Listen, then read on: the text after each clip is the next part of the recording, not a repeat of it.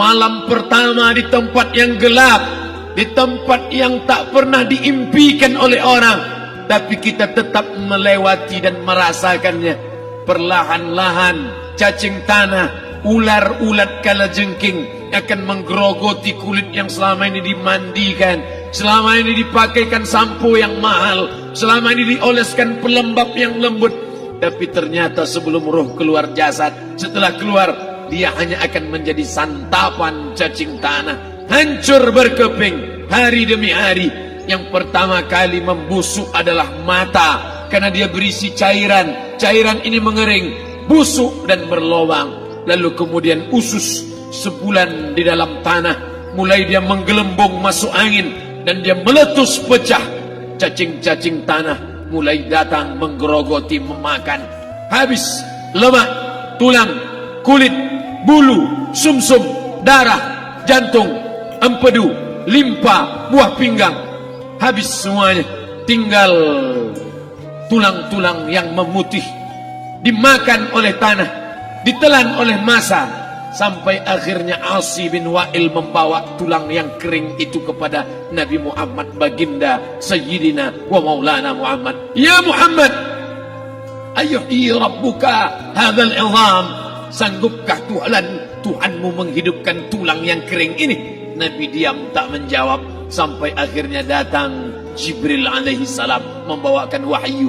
Qul, katakan kepada dia. Ayat ini dibaca malam Jumat. Bapak Ibu semua hafal, kita baca. Qul yuhyiha allazi ansha'aha awwala marrah wa huwa bikulli khalqin alim. Surat Yasin. Man qara'a Yasin fi lailatin, siapa yang baca Yasin pada suatu malam, asbaha maghfuran lah, besok pagi dia sudah diampunkan Allah Subhanahu wa taala. Kenapa? Di dalam itu kita diingatkan tentang qul, katakan ya Muhammad kepada Asi bin Wa'il yang tak percaya bahwa setelah mati akan hidup lagi, kepada siapa saja yang tak percaya bahwa tulang belulang ini akan bangkit lagi. Yuhyiha allazi ansha'aha awwala marrah, yang dia pertama kali menciptakan dari yang tidak ada, dia buat menjadi ada. Maka membuat yang pernah ada, dia buat menjadi tidak ada, dia balikkan lagi menjadi ada. Dia kuasa. Yasin juga yang berkata, Allah juga yang berfirman di dalam surat Yasin, innama amruhu, lembut mata kita, lembut hati kita melihat ayat itu. Innama amruhu idza arada syai'an ayyaqula lahu kun fayakun. Kita akan tegak menghadap Allah. Bapak, ibu, yang tua, yang muda, yang tinggi kuasanya, yang jelata, yang kaya, yang miskin, papa, semua akan menghadap Allah. Sampai 3 kali diulang, dibaca di malam Jumat.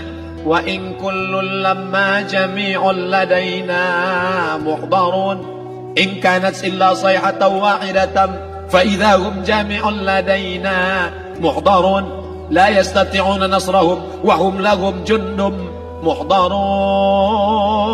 3 kali diulang. Muhdarun, muhdarun, muhdarun. Orang yang datang disebut hadirun, yang perempuan disebut hadirat. Bapak-bapak pegawai BPN yang datang malam ini, hadirin, hadirat. Yang mau datang, yang tak mau tak datang. Yang suka datang, yang tak suka tak datang. Yang siap datang, yang tak siap tak datang. Orang yang datang disebut hadirin, hadirat. Tapi kita menghadap Allah bukan datang. Wa in kullun lamma jami'un ladaina muhdarun, engkau didatangkan. Siap tak siap, suka tak suka, kau akan didatangkan. Apa yang akan ditanya oleh Allah? Perbuatanmu, amalmu. Faman ya'mal mithqala dzarratin khairan yarah. Sebesar biji sawi, sebesar ujung rambut, kau aniaya orang, kau makan titik puluh keringatnya. U'tul ajira ajrahu, berikan upah pekerjamu, gaji tukang panenmu, gaji tukang cuci setrikamu. Kau makan, kau tahan 3 bulan, dia tak menuntut, dia senyum, dia hanya mampu mengadu kepada Allah. Tapi titik peluhnya yang keringatnya, air matanya akan kau balas di hadapan Allah Subhanahu wa taala. Di saat itu tak ada siapa bisa menolong. Hari ini uangmu banyak, kau bayar pengacara handal 1 jam 100 juta, bebas tanpa syarat. Tapi di hadapan Allah semua akan bersaksi. Al-yawma nakhtimu ala, lidah yang selama ini pandai bicara dikunci, ditutup Allah Ta'ala yang akan bicara. Wa tukallimuna aydihim wa tashhadu arjuluhum, kaki akan bersaksi, tangan akan bicara. Bima kanu yaksibun, yang pernah dilakukan di masa yang lalu. Mata melihat seolah-olah nyata perbuatan itu pernah dilakukan dulu. Kita lupa, kita tak ingat, tapi catatan malaikat terlalu terang benderang.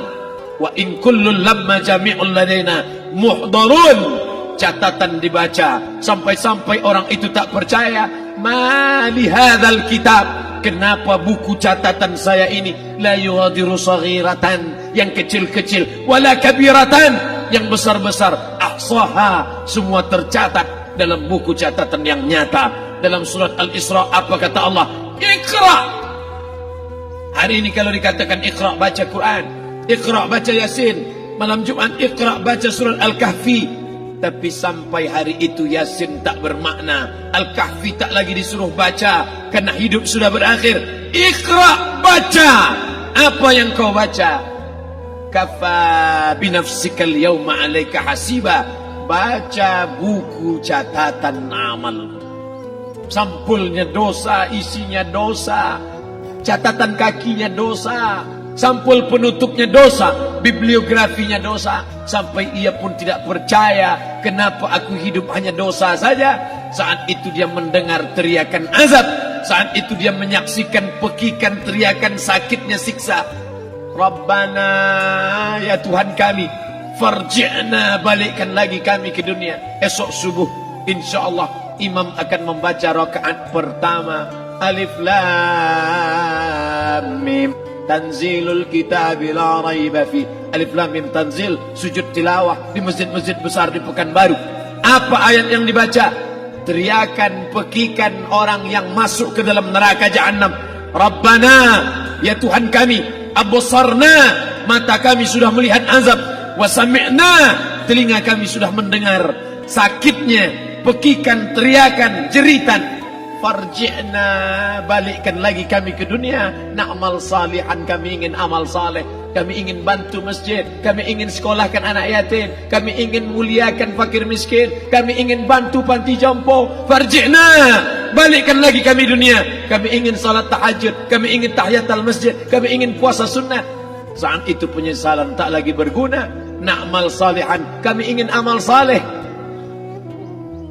Andai kau beri kami tenggat waktu ya Allah, laula akhartani, kalau kau beri aku waktu, ila ajalin qarib, aku tak minta hidup 1000 tahun, ila ajalin qarib, sebentar saja kau hidupkan aku ya Allah. Memangnya kalau ku tambah hidupmu kau mau apa? Fa as-saddaqa, aku mau bersedekah, wa akum minas salihin, aku ingin jadi orang saleh. Tapi hari itu tidak berguna. Kenapa? Karena dunia sudah berakhir. Idza sama'un fatarat, langit terbelah. Wa idzal kawakibun tasarat, planet bertabrakan. Wa idzal biharu fujirat, air sungai Siak, air laut akan naik ke darat, hancur, tsunami dahsyat berakhir. Wa idzal quburu bu'thirat, semua yang dikubur bangkit. Disitulah orang baru sadar, alimat nafsum ma qaddamat wa akharat. Di situ orang baru tahu apa yang pernah dilakukan dulu, yang di masa lalu tak ada cara lain kecuali malam ini kita bertaubat, taubat nasuha, mandi, salat sunat taubat. Ma min muslimin yuznibu dzamban, ada orang silap, khilaf, buat dosa, salah. Siapa yang tak pernah salah? Sedangkan datuk moyang kita Adam pun salah, tapi dia mengetahui, sadar salahnya. Dia berdoa, Rabbana zalamna anfusana, kami sudah menzalimi diri kami. Wa illam taghfir lana, kalau engkau tidak mengampuni kami, wa tarhamna, kalau engkau tidak merahmati kami, lanakunanna minal khasirin, kami termasuk orang yang rugi ya Allah. Maka malam ini kita bermunajat kepada Allah, berdoa, mengenang masa lalu, bergelimang dosa, besok tak akan kita ulang. Kita minta ampun kepada Allah Subhanahu wa taala. Astaghfirullahalazim, astaghfirullahalazim, Astaghfirullahalazim. Banyak silap salah kami ya Allah. Ampunkan kami ya Allah.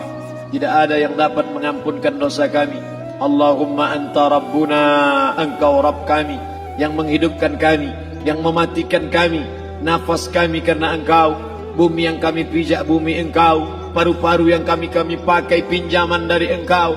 Tapi kami tak pernah bersimpuh sujud kepada engkau. Banyak salah kami. Mungkin dosa kami bukan minum khamar, mungkin dosa kami bukan berzina, mungkin dosa kami bukan durhaka pada orang tua, tapi dosa kami adalah kurang ibadah kami bila dibandingkan dengan nikmat-Mu ya Allah. Tak ada syukur kami bila dibandingkan dengan karunia-Mu ya Allah. Kurang syukur kami itu sudah merupakan dosa. Kalau kurang bersyukur itu pun dosa, apalagi yang lebih daripada itu. Astaghfirullahalazim. Kami kau titipkan roh, kau masukkan roh ke dalam jasad kami. Mestinya kami beribadah, mestinya kami bertaubat, tapi bukan itu yang kami lakukan. Ini dosa kami. Ampunkan silap salah kami ya Allah. Astaghfirullahalazim. Di sebuah kaki gunung di Indonesia, tersembunyi sebuah desa bernama Rawasari. Tanahnya subur, airnya jernih, dan langitnya cerah nyaris setiap hari. Orang-orang dari desa seberang sering berkata bahwa Rawasari dijaga oleh roh alam yang tak terlihat, dan barangkali memang begitu. Di balik kehidupan yang tampak damai itu, tersembunyi cerita yang jarang diucapkan, tentang bagaimana Rawasari suatu hari lenyap tanpa jejak, ditelan bumi karena sumpah satu orang. Namun, jauh sebelum musibah itu terjadi, Rawasari adalah surga kecil. Ladang membentang luas, suara gamelan terdengar setiap malam dari balai desa, dan aroma masakan ibu-ibu menguar dari dapur bambu. Di salah satu gubuk kecil di tepi sawah, tinggallah Pak Raga, petani tua yang dikenal paling jujur di desa itu. Bersama istrinya, Bu Lasmi, dan anak remajanya, Wira, mereka hidup sederhana namun penuh cinta. Mereka tak punya emas atau sawah luas, tapi mereka punya apa yang tak dimiliki orang kaya, kedamaian hati.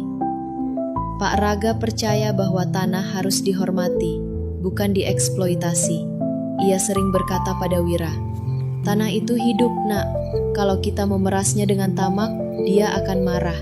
Tapi kalau kita jaga, dia akan memberkahi kita." Namun tak semua orang berpikir begitu. Di rumah besar yang berdiri megah di tengah desa, Kepala Desa Wiratama hidup dalam kemewahan. Ia jarang turun ke ladang, tapi gudang padinya selalu penuh. Ia bicara halus di hadapan warga, namun di balik pintu hatinya keras oleh ambisi dan keserakahan. Hari itu, langit cerah, angin berembus pelan, tapi seekor burung gagak hitam melintasi sawah Rawasari. Sesuatu yang jarang terlihat. Pak Raga mendongak sebentar, keningnya berkerut. Burung gagak di musim tanam, gumamnya. Tanda apa ini? Tak ada yang tahu, tapi waktu akan menjawabnya. Waktu terus berjalan di desa Rawasari, musim tanam berganti musim panen.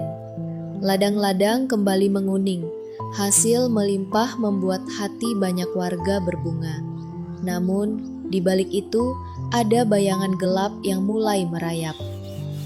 Kepala Desa Wiratama yang selama ini diam dan menghitung keuntungan, kini mulai menunjukkan wajah aslinya. Ia mengumumkan pajak baru, pajak yang lebih tinggi dari biasanya. Alasannya untuk pembangunan desa dan keamanan. Tapi warga tahu, sebagian besar uang itu mengalir ke kantong kepala desa dan kroni-kroninya. Pak Raga dan petani lain merasa keberatan. Mereka sudah bekerja keras sepanjang tahun, tetapi hasil panen harus dibagi dengan harga yang tidak adil. Wira yang semakin dewasa melihat ayahnya mulai letih dan murung. "Pak, apakah kita harus terus membiarkan ini?" tanya Wira suatu sore di tengah ladang. Pak Raga menarik napas panjang. "Anakku, aku tak ingin pertikaian. Tapi kalau dibiarkan, ini bukan hanya tentang uang. ini tentang harga diri dan keadilan. Di sebuah pertemuan desa yang dipimpin Kepala Desa Wiratama, suara protes mulai terdengar. Namun, Kepala Desa memotong dengan tajam. Siapa yang tidak setuju dengan kebijakan ini berarti musuh desa. Warga menjadi takut. Mereka takut kehilangan hak atas tanah mereka, takut diusir, takut hilang sumber hidup. Pak Raga tahu, jika mereka membisu, penderitaan akan terus berlanjut. Namun, ia juga sadar bahwa melawan kepala desa bukan hal mudah. Warga desa Rawasari terpecah antara takut dan harapan. Di malam yang sunyi, angin bertiup kencang membawa bisikan-bisikan dari hutan lebat di sekitar desa. Pak Raga menatap langit gelap dan menggumam, "Jika ada yang bisa mendengar, tolong lindungi kami."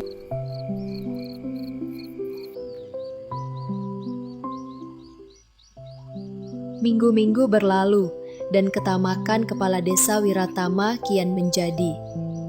Pajak panen naik lagi secara sepihak. Warga dipaksa menyerahkan setengah hasil sawah mereka. Jika menolak, mereka akan dicap sebagai pembangkang dan tidak mendapat izin air dari bendungan desa. Air adalah segalanya di Rawasari. Tanpa air, ladang mati. Maka warga pun tak punya pilihan selain tunduk. Pak Raga mulai merasa kehilangan harapan. Setiap pagi ia melihat Wira memikul karung beras yang separuhnya akan masuk ke gudang kepala desa, bukan ke dapur sendiri. Ibu Lasmi hanya bisa menyimpan air mata sambil memeras kelapa di dapur. Sementara itu, suara-suara di antara warga mulai pelan-pelan berubah menjadi bisikan keresahan. Pak Raga benar, ini sudah tak adil. Tapi siapa yang berani bicara? Nanti dicabut tanah garapannya. Pada suatu malam, Pak Raga menghadiri pertemuan kecil dengan beberapa petani lain. Mereka duduk melingkar di gubuk tua di pinggir hutan, dengan pelita remang dan suara jangkrik mengiringi.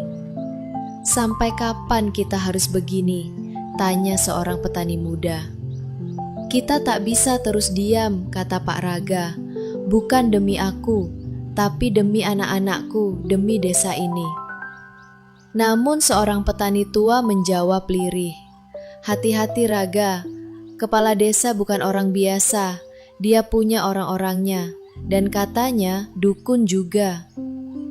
Pak Raga menatap mereka semua satu persatu.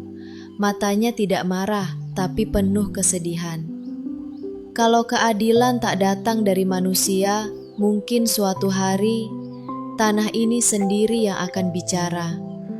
Di luar gubuk, seekor burung gagak kembali melintas, bertengger di ranting kering, mengeluarkan suara serak. Langit malam tampak lebih kelam dari biasanya. Musim panen telah tiba. Hamparan sawah Rawasari menguning keemasan. Tanda bahwa jerih payah berbulan-bulan telah membuahkan hasil. Di wajah Pak Raga terpancar harapan. Ia dan Wira bekerja dari pagi buta, memotong bulir demi bulir padi dengan hati penuh syukur. Namun, harapan itu runtuh dalam sekejap. Siang itu, beberapa pengawal desa yang dikenal kasar datang ke ladang-ladang warga. Mereka membawa kereta kosong dan surat perintah dari Kepala Desa Wiratama. Atas nama pemerintah desa, hasil panen tahun ini akan diambil langsung. Semua wajib menyerahkan 60%. Yang menolak dianggap melawan peraturan desa. Warga terdiam, ngeri, saling pandang. Tak ada yang berani melawan. Tapi tidak dengan Pak Raga. Ia berdiri tegak di tengah ladang, wajahnya kotor oleh lumpur, namun sorot matanya tajam. "Kami sudah menyerahkan pajak, ini berlebihan, tak masuk akal, kalian mencuri hasil keringat kami." Pengawal terdepan seorang lelaki bertubuh besar bernama Sarga mendekat dan mendorong Pak Raga hingga jatuh ke lumpur. "Jangan ajari kami hukum, tua. Kalau kau melawan, ladangmu bisa disita semua." Wira mencoba membantu ayahnya, tapi salah satu pengawal menamparnya hingga terjatuh. Bu Lasmi yang melihat dari kejauhan berteriak panik. Hari itu, hasil panen Pak Raga diambil paksa. Tak hanya dia, tapi seluruh warga tak bisa menyelamatkan satu karung pun dari tangan serakah penguasa. Di rumah, Pak Raga duduk diam di serambi. Wira menangis dalam diam. Bu Lasmi merawat luka di pipi anaknya.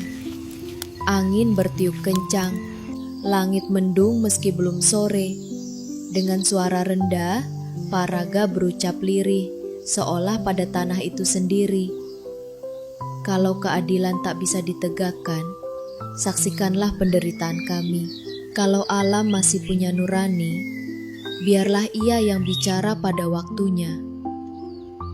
Dan dari kejauhan, guntur menggelegar, pelan tapi dalam.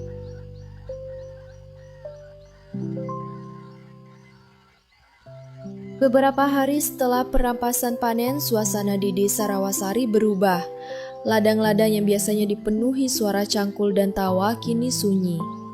Warga bekerja dengan hati berat, takut berbicara, takut diawasi.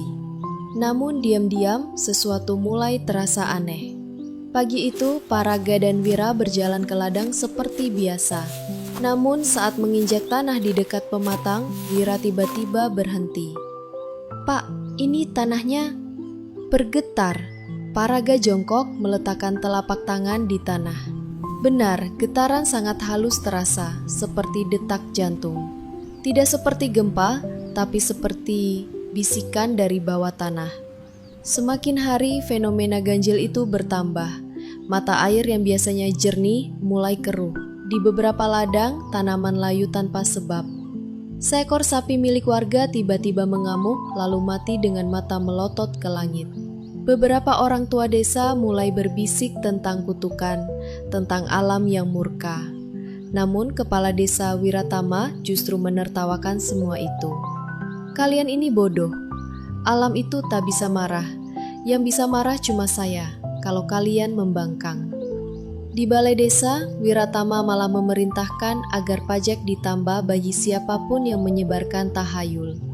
Ia bahkan menyuruh pengawalnya merobohkan batu keramat tua di dekat hutan yang selama ini diyakini warga sebagai penjaga keseimbangan desa. Hari itu, saat batu itu dipukul hingga pecah, suara petir menggelegar meski langit tak berawan. Warga terkejut. Beberapa burung beterbangan liar dari pohon-pohon dan anjing-anjing menggonggong tanpa sebab. Pak Raga yang sedang di sawah mendongak ke langit. Angin berhenti, seolah desa menahan napas. "Kau sudah membangunkannya," gumam Pak Raga. "Alam tidak tidur, ia hanya sabar." Dan dari bawah tanah terdengar suara gemuruh pelan, seperti bisikan atau peringatan. Malam-malam di desa Rawasari mulai terasa asing. Angin tak lagi sejuk, melainkan panas dan kering. Awan-awan menggantung berat di langit, tapi hujan tak kunjung turun. Seolah langit menahan airnya karena marah. Ladang Pak Raka yang biasanya hijau mulai mengering, meski tidak ada kemarau. Tanaman tiba-tiba layu dalam semalam.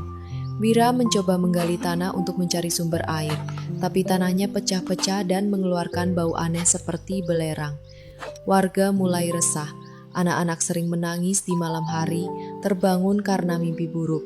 Di rumah-rumah genteng bergetar sendiri dan suara-suara aneh terdengar dari sumur tua. Beberapa warga datang ke rumah Pak Raga dengan wajah ketakutan. "Pak Raga, ini semua karena kepala desa ya? Apakah kita sedang dihukum?" Pak Raga hanya menatap mereka dengan tenang, tapi dalam hatinya ia tahu alam sedang memberi peringatan terakhir.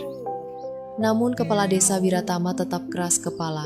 Ia malah mengadakan pesta kecil di pendopo rumahnya, menyuruh gamelan ditabuh untuk mengusir ketakutan warga.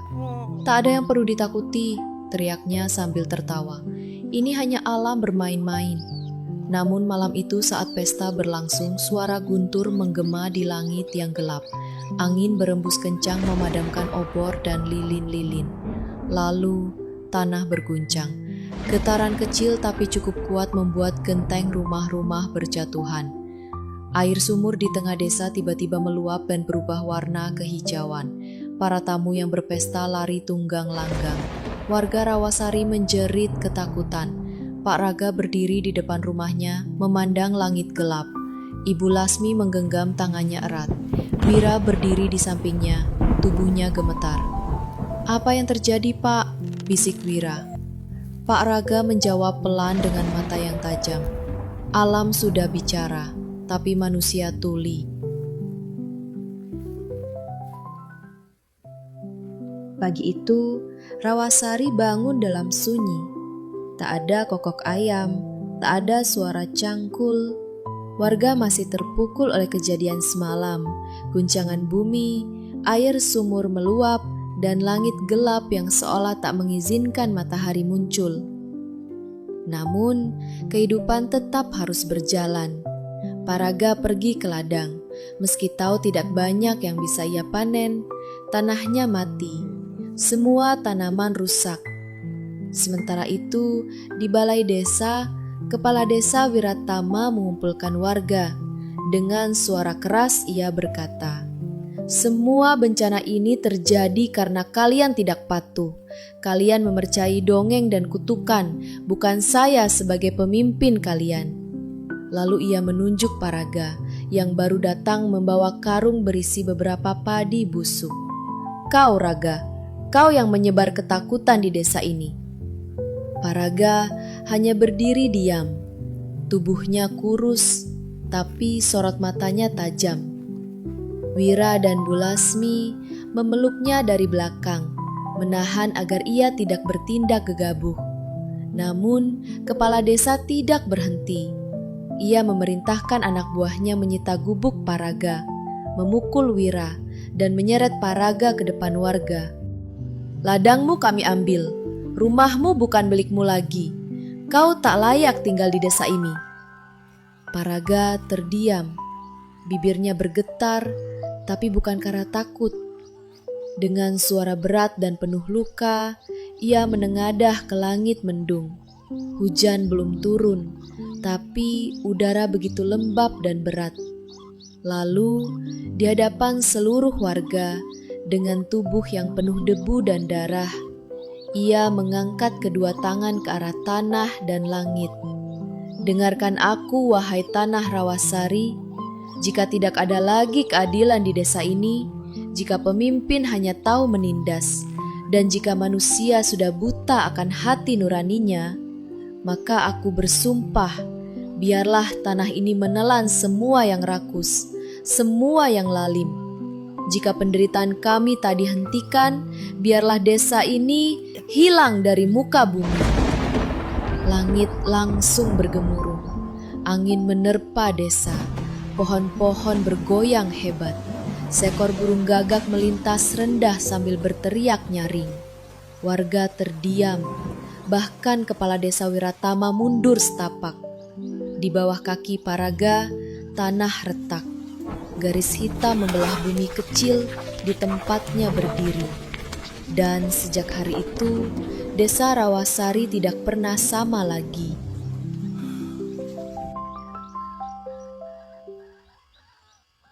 Sehari setelah sumpah Paraga terucap, desa Rawasari terasa aneh.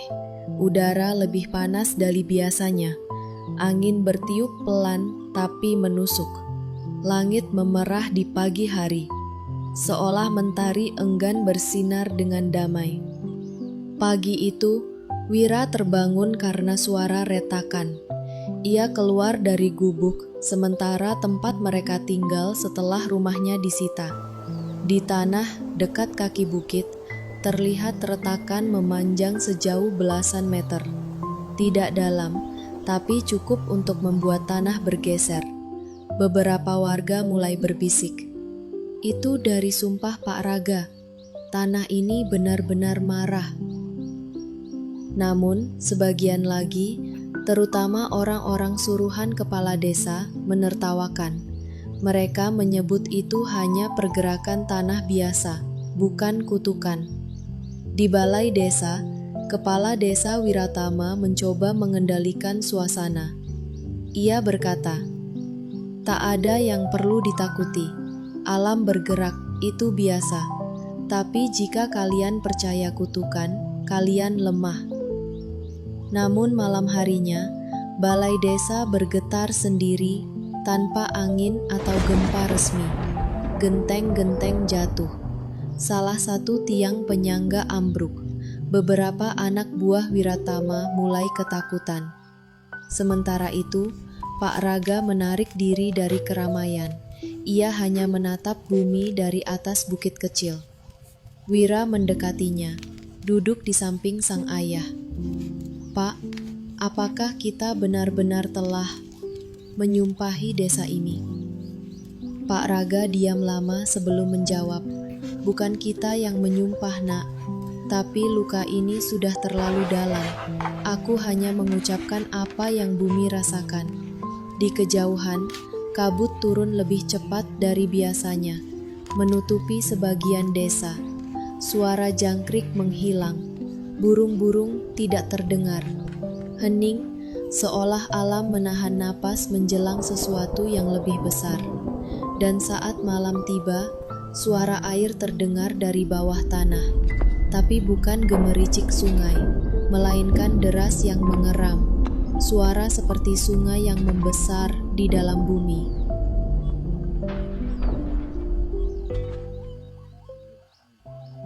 Malam kembali turun, lebih gelap dari biasanya. Tidak ada bintang, tidak ada bulan. Kabut turun pekat, menutupi hampir seluruh desa. Bahkan cahaya pelita tak mampu menembus jarak lebih dari beberapa langkah. Warga Rawasari tidak tidur, semua berjaga di dalam rumah. Jendela tertutup rapat, doa bergema di sudut-sudut rumah bambu.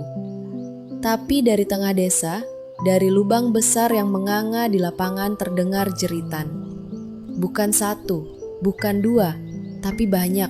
Suara-suara seperti orang tenggelam, menjerit, memanggil, meratap.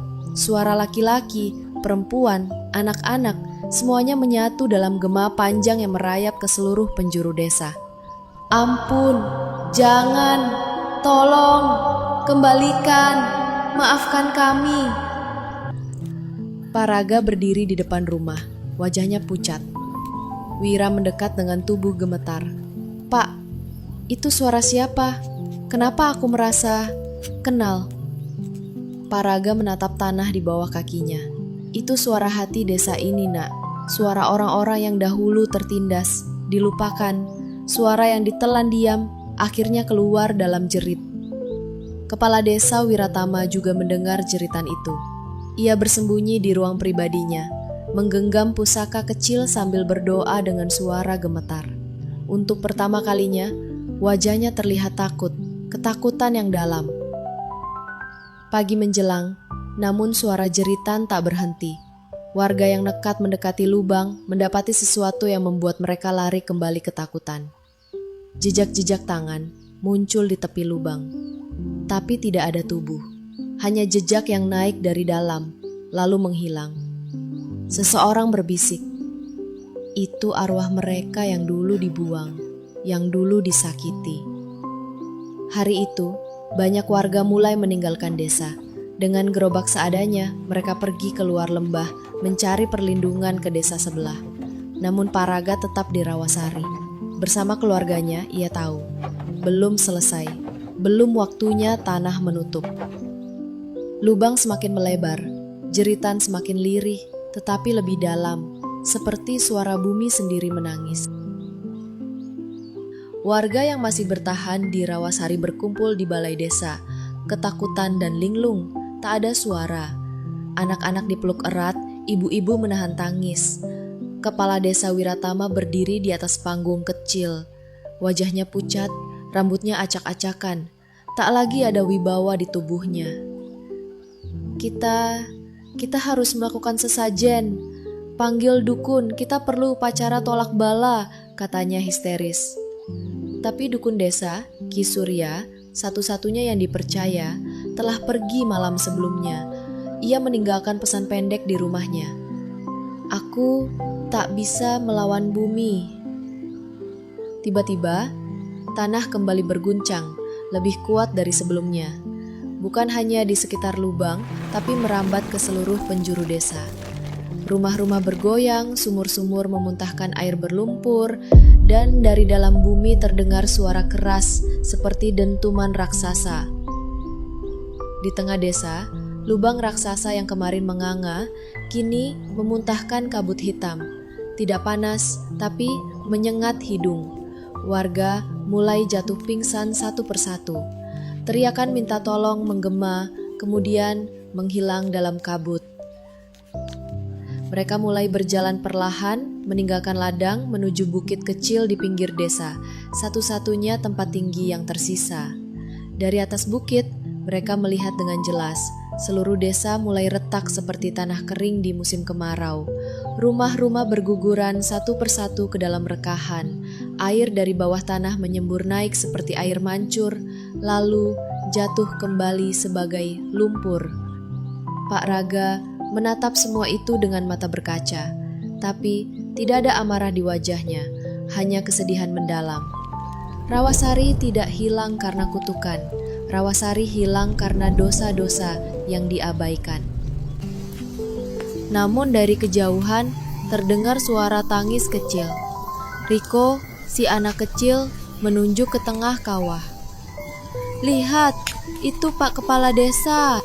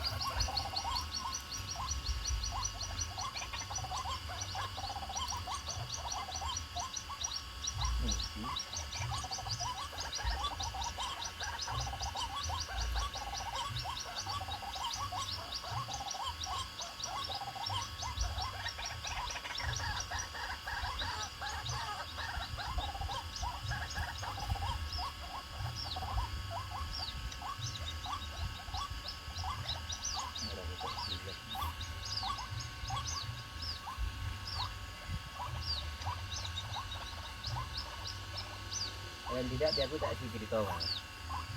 Oke, Kami. keluar. Kami udah kita kan. Oke, lagi deh.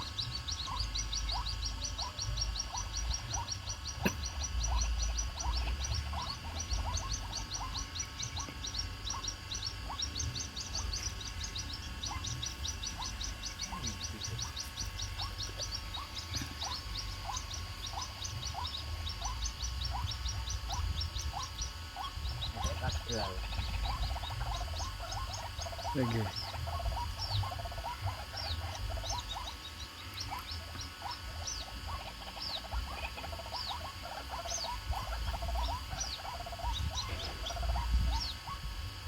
Nampak plus.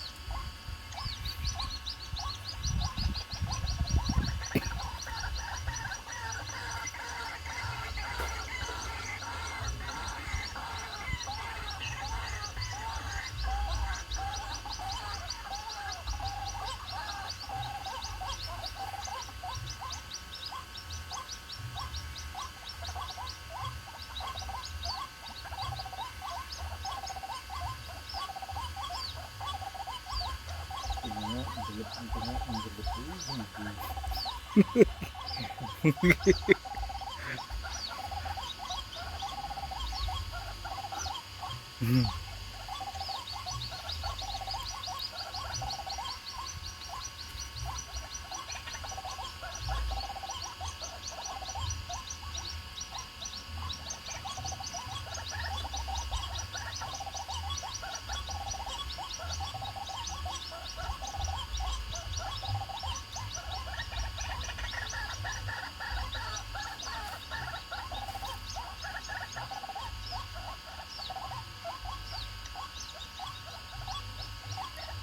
Ini di mana?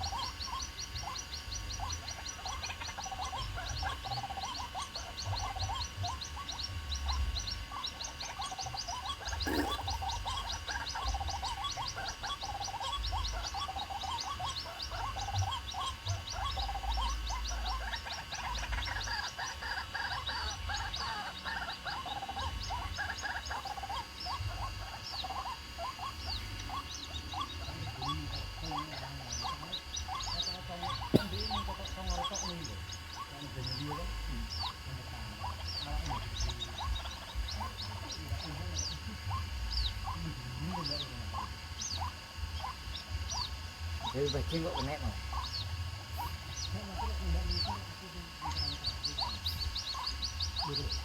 Lembut mas. Lembut ya.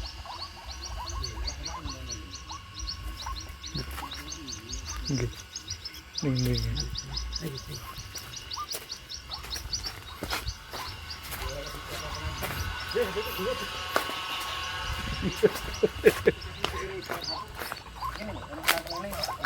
Yo. Ayo. Metu rene metu kene lho. Kene lho. Lagi pawon iki bukaan. Me apa kok? Betul betul suara.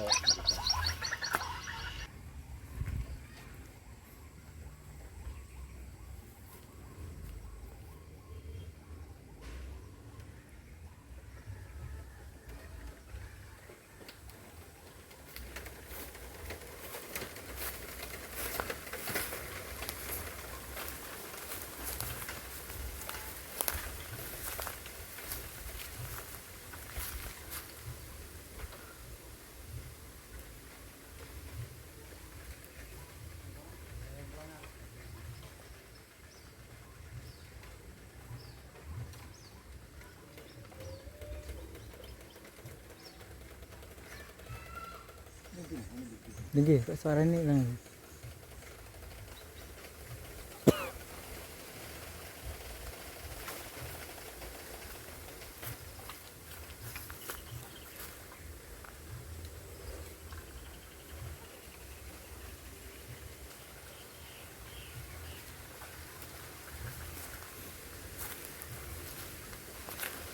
Nyamuknya masing-masing. Nggih to. Soalnya nyamuk aku. Aku nih gak boleh pendidikan laut ini. Nggih to.